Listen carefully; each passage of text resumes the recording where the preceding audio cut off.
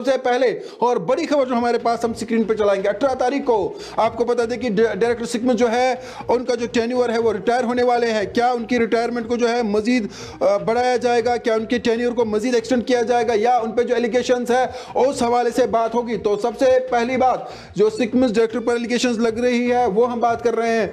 पहली खबर ये है उन पे जो चार्जेस लगे हैं 18 जून को हो रहे हैं। सिकमस डायरेक्टर जो है वो अपना टेन्योर कंप्लीट करेंगे 18 तारीख को, लेकिन सवाल ये बनता है, मुद्दा ये है कि 18 तारीख के बाद किसी और को वो चार्ज दिए जाएंगे या फिर एक बार उनके टेन्योर को मजीद आगे बढ़ाया जाएगा, जिस पे आवाम नाला है, नाराज है। और कहा जा रहा है कि 370 पर जो वादा किया था कि तरक्की होगी, नए लोग सामने आएंगे। क्या यही डायरेक्टर रहेंगे जिन पे एलिगेशंस लगाई जा रही है? उनका अपना इदारा उन पे लगा रहा है, बाकी दीगर इदारे उन पे एलिगेशंस लगा रहे हैं। पहली खबर तो यह है कि 18 तारीख को वो रिटायर होने वाले हैं और सवाल यह है अगर वो रिटायर नहीं होते हैं तो एक बड़ा शक होगा। आपको बता दें कि इस सवाल से कई एक केस जो उन पे चल रहे हैं। दूसरी खबर आपको बता दें कि क्या वक्त की हुकूमत लेफ्टिनेंट गवर्नर उन पे जो है जो चार्ज लगे हैं उसकी इंक्वायरी होगी। तो बड़ी खबर यह है कि क्या इनिशिएट लिया जाएगा, क्या इंक्वायरी होगी जो भी करप्शन चार्जेस डायरेक्टर सिकमस पे लग रहे हैं।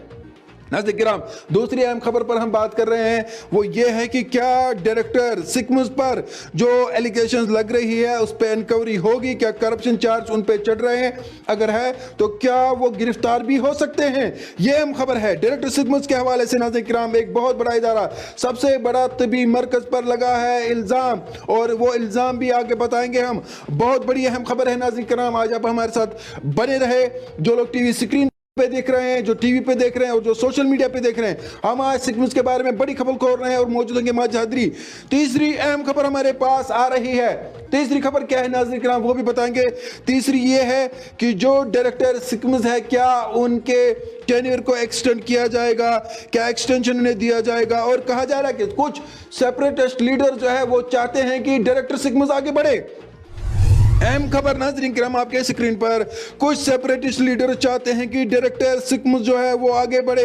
ये एलिगेशंस लगाई जा रही है। ज़राए का कहना है कि कुछ सेपरेटिस्ट लीडर्स ने जो इस हवाले से काफ़ी मीटिंग्स भी की है। डायरेक्टर सिकमस को भी उन्होंने अपने पास बुलाया था जिसमें एक मकामी होटल में मीटिंग भी हुई है। ये भी खबर हमारे पास आ रही है। हम इस खबर की तस्दीक नहीं करते हैं, लेकिन इस तरह की खबरें जो है वो गर्दिश कर रही है।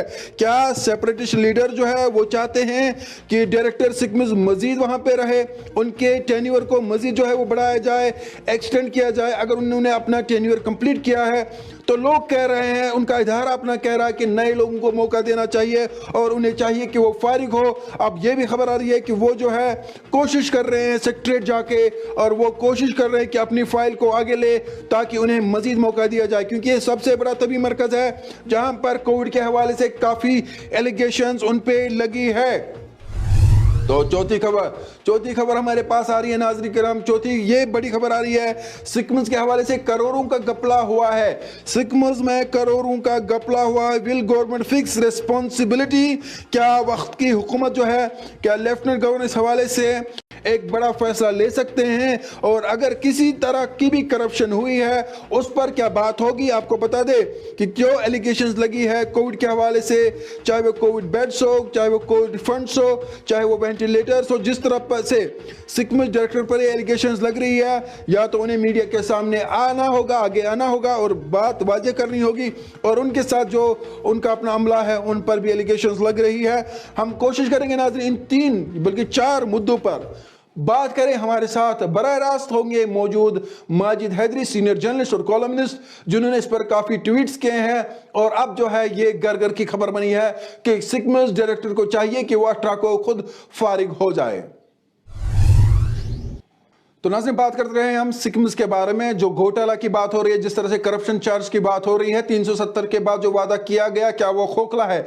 आपको बता दें कि हमने पहले कहा था कि हमारे साथ माजिद हैदरी मौजूद होंगे, सीनियर जर्नलिस्ट है, कॉलमनिस्ट और काफ़ी लिखते रहते हैं, और इनके बारे में एक बात वाज़ियतन कही जाती है कि ये दबंग बोल देते हैं, और अगर सिकमस के बारे में जो बातें सामने आ रही हैं उसमें इनका बड़ा रोल कहा जाता है और कहा जा रहा है कि बड़ा हाथ जो है वो माजिद हैदरी का।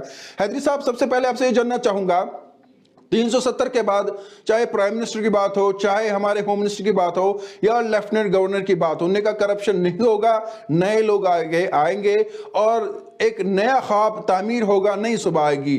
क्या यही सुबह है? एक डायरेक्टर पर चार्जेस लग रहे हैं करप्शन के, काफी केस उन पे चल रहे हैं और फिर भी वो अपनी कुर्सी बचाने के पीछे जो है सेक्रेटरीट का रुख कर रहे हैं। इस पर क्या कुछ कहेंगे आप?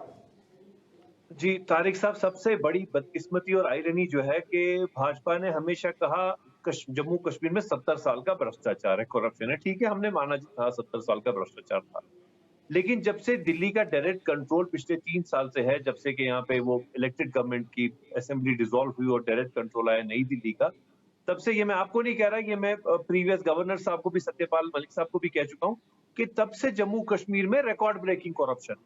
बीजेपी कहती थी यहाँ करप्शन था, ठीक है, लेकिन जब से बीजेपी ने यहाँ सदारत संभाली है, रिकॉर्ड ब्रेकिंग करप्शन है, रुथलेस करप्शन है, ट्रांसफर इंडस्ट्री चल रही है।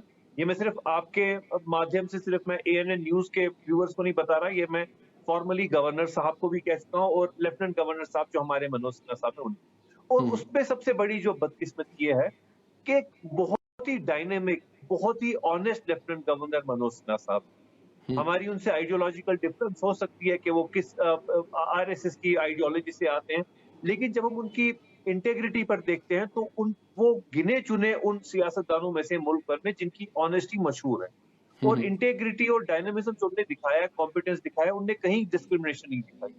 मैं कहता हूँ ये ब्लेसिंग थी जम्मू कश्मीर की लेके ऐसे लेफ्टिनेंट गवर्नर साहब आए, लेकिन बदकिस्मती ये है कि उनके होते हुए भी यहाँ पे करप्शन कंट्रोल में नहीं आ रहा।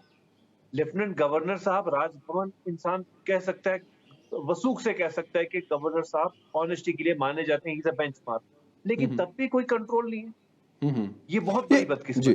जी माजी सबसे बड़ी साहब, जो जी मौजी साहब, ये जो डायरेक्टर सिकमस है उन पे जो एलिगेशंस लग रही है कि उन्होंने बहुत बड़ा करप्शन किया है और फिर भी वो कह रहे हैं कि नहीं जी मुझे हटाया नहीं जाएगा, लोगों को वहां पे एंटर होने नहीं दिया जा रहा है और फिर भी वो वहीं पे फाइज है। एक तरफ से केस चल रहे हैं और दूसरी तरफ से बात चल रही है कि उनके टेन्योर को एक्सटेंड किया जाए। तो क्या ये एक बदकिस्मती है या आपको लगता है कि नहीं, उनको ही मजीद जो है आगे टाइम दिया जाए ताकि वो इस इदारे को मजबूत बनाए? जी देखिए तारिक साहब, हमारे लिए एक्चुअली डॉक्टर आहंगर साहब मैटर नहीं करते, डायरेक्टर स्कीम्स मैटर नहीं करते, हमारे लिए पेशेंट केयर मैटर करता है। पेशेंट केयर का स्कीम्स में जब से आहंगर साहब आए हैं बेड़ा गर्क है। इसलिए बेड़ा गर्क है क्योंकि वहां पे करप्शन रुथलेस है। रुथलेस करप्शन जो है, मैं आपको वसूख से कह रहा हूँ क्योंकि मैं जो कुछ आपके इस प्रोग्राम में कहूंगा मेरे पास उसकी एविडेंस। रुथलेस करप्शन वहां चल, वहां पे फॉर्मली एक फेक यूनिवर्सिटी चल रही है। क्या आप मानेंगे कि स्किम्स के अंदर इस वक्त शेर Kashmir institute of medical sciences के अंदर एक फेक यूनिवर्सिटी चल रही है? जी और वो भी डायरेक्टर आहंगर साहब चला रहे हैं अपने एड्स के साथ मिलके, 2-3 अपने उधर जो उनके साथी उनके साथ मिलके। वहां पे सिर्फ कोविड के नाम पे करप्शन नहीं हुआ है, जी वहां पे एकेडमिक्स के नाम पे करप्शन चल रहा है, रिक्रूटमेंट के नाम पे करप्शन चल रहा है। 70 से ज्यादा डॉक्टर्स को कोविड के दौरान वहां पे अपॉइंट किया गया है without any advertisement of jobs, और उनका इंटरव्यू भी नहीं किया गया, और उन डिपार्टमेंट्स के लिए लिए गए जिनका कोविड से कोई रिलेशन ही नहीं। अब कोविड के लिए एसएमएचएस ने भी वहां पे उस टाइम इमरजेंसी रिक्रूटमेंट की डॉक्टर्स की, लेकिन उन्हें बाकायदा इंटरव्यूज किए, एडवर्टाइजमेंट जारी किए।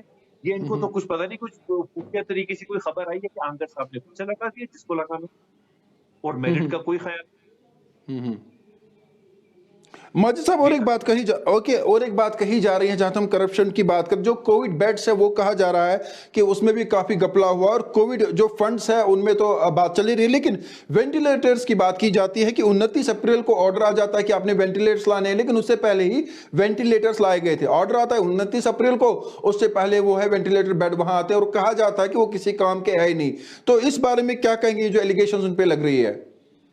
जी देखें, सबसे पहले एलिगेशन नहीं है, जब आपके पास डॉक्यूमेंटल एविडेंस आती है तो एलिगेशन नहीं होती, वो सबूत होता है। इनको तो अब कन्विक्शन की जरूरत है। आहंगर साहब के खिलाफ राजभवन को कन्विक्शन का ऑर्डर निकालना चाहिए। अब जो अपने वेंटिलेटर्स की बात की, मैं आपको बता दूं क्या मामला है कि जो वहां पे वेंटिलेटर्स लाए गए वो तिगनी कीमत के हैं। जो रूटीन वेंटिलेटर होता है जितने में 3 वेंटिलेटर आते हैं उसमें वो 1 वेंटिलेटर खरीदा। क्यों खरीदा गया? क्योंकि वो transport ventilator, transport ventilator means कि जब पेशेंट को एमआरआई के लिए ले जाना है तब वो वेंटिलेटर जरूरत है। अब ये सबसे पहले कॉमन सेंस है, ना आप मेडिकल फील्ड के ना मैं मेडिकल फील्ड का, जी। कॉमन सेंस है कि अगर किसी पेशेंट को एमआरआई के लिए ले जाना है, उसे वेंटिलेटर की जरूरत है, तो एट ए टाइम एक ही पेशेंट जाएगा। तो स्किम्स हॉस्पिटल में एट द मोस्ट एक ट्रांसपोर्ट वेंटिलेटर हो सकता है, या बैकअप लेकर के 2 हो सकते हैं, तीसरा भी नहीं हो सकता। तो ये क्यों खरीदे गए? उसकी एक जी। साफ-साफ वजह है कि जो वो डीलर था, उसका ओपन सीक्रेट है, उसका डायरेक्टर साहब के साथ पुराना लाइज़ान है।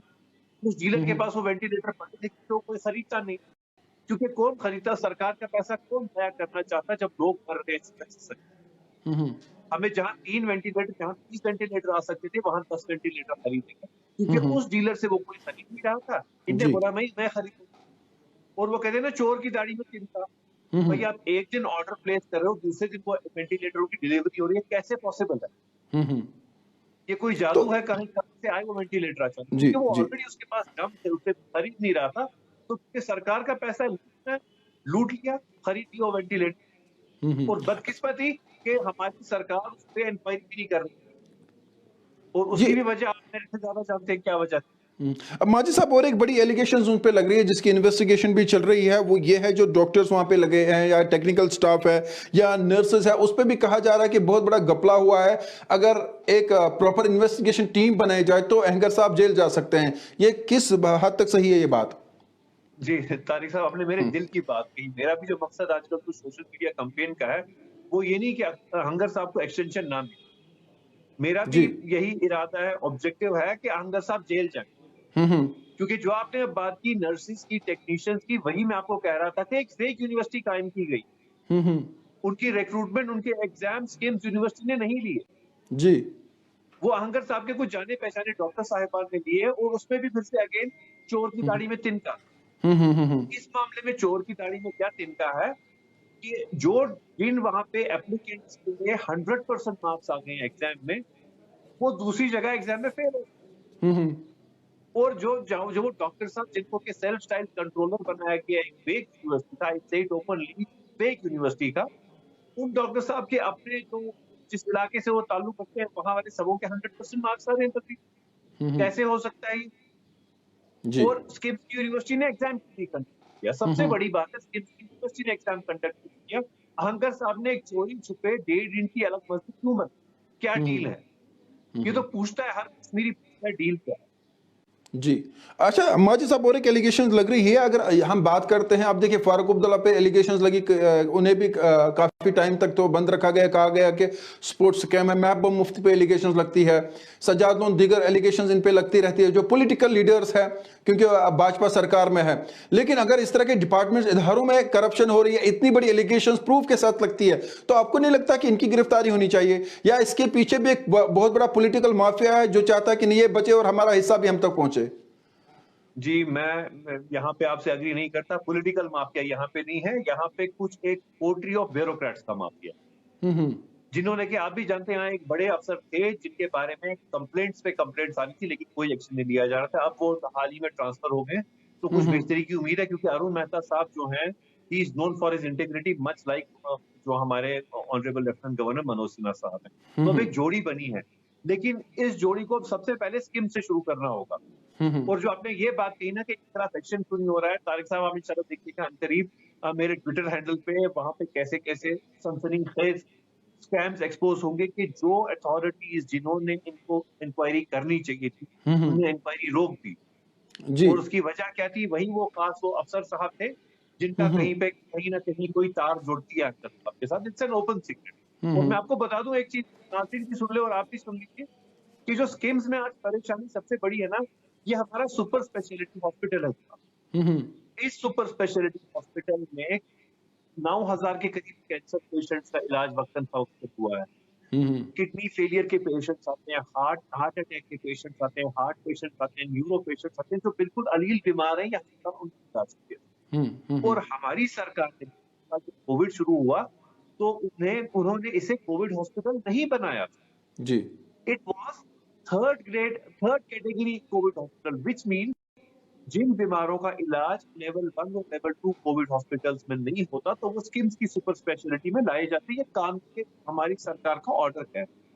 लेकिन पहले दिन से स्किम्स वहां पे जो था, वो वहां क्वारंटीन सेंटर भी चला। अब आप कहेंगे क्यों चला?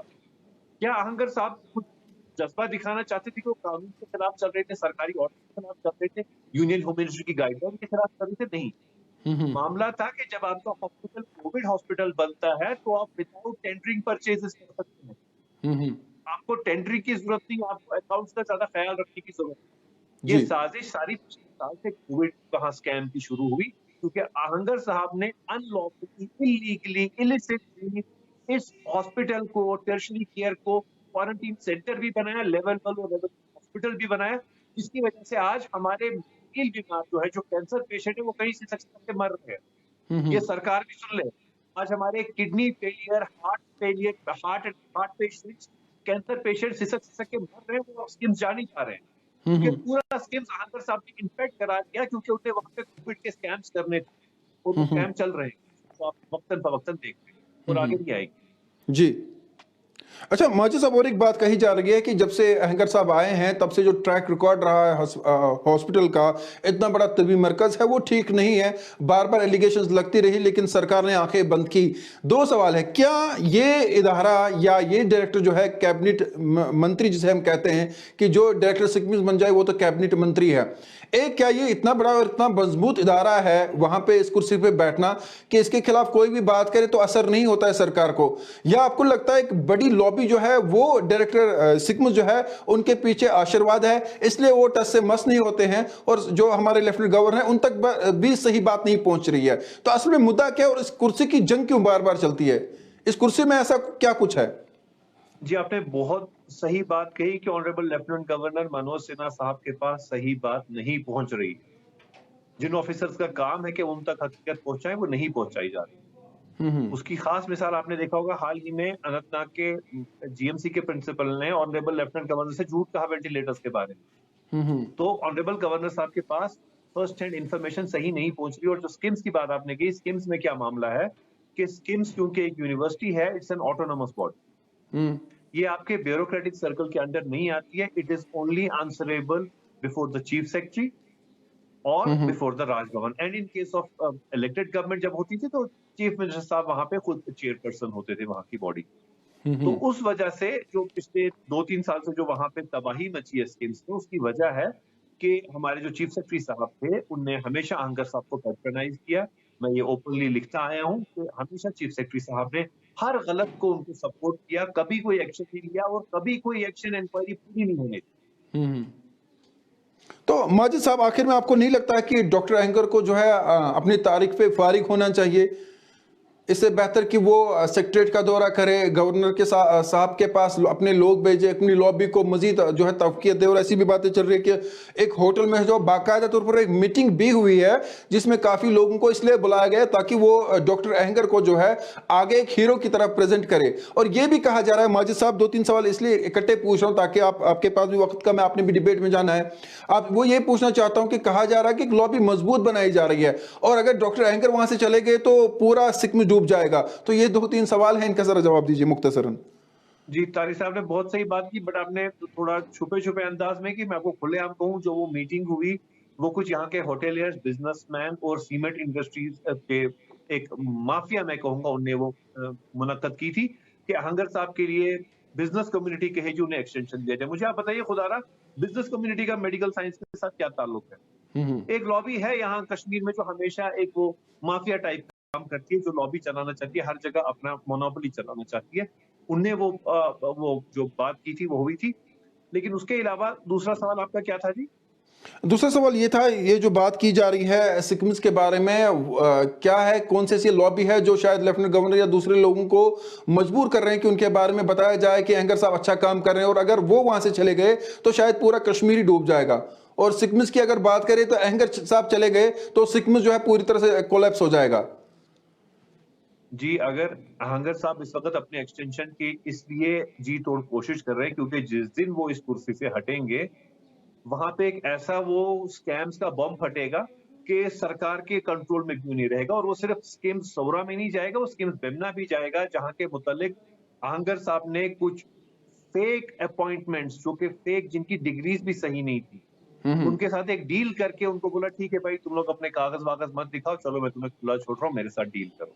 ये मैं आपको ओपनली आपके चैनल पे बोल रहा हूँ, आहंगर साहब मेरे खिलाफ इस पे केस करें कि उनने फेक डिग्री होल्डर्स की वहां पे डील की, बोला मैं तुम्हें ठीक है, मैं तुम्हें खुला रास्ता दूंगा, तुम लोग नौकरी छोड़ के जाओ, मैं तुम्हारे खिलाफ केस नहीं दूंगा, बट मेरे साथ डील करो। तो ये बहुत बड़ा मामला है, ये फटेगा अगर आहंगर साहब आते हैं, इसलिए वो जी तोड़ कोशिश कर रहे हैं। और इसमें तारिक साहब ये बहुत बड़ा मामला है, मैं आपको कह रहा हूँ ना, इतना बड़ा मामला है कि शायद सरकार को एम्बेरसमेंट फेस करनी पड़ेगी कि कैसी डील्स हुई हैं और सरकार का पैसा कैसे यूटिलाइज मिसयूज किया है आहंगर साहब ने। और आहंगर साहब ने, आप सुन लीजिए और व्यूअर्स भी सुने, आहंगर साहब ने नेशनल सिक्योरिटी के साथ खेला है, जी। ऑनरेबल राजभवन को झूठ कहा है, और हाँ। ऐसी मामले में झूठ कहा जैसे जहां पर के नेशनल सिक्योरिटी के साथ कॉम्प्रोमाइज किया गया है। That's a serious crime. Doctor Ahanger should be booked and arrested right now. Majid Let the Hyderi government साहब seek जी। it from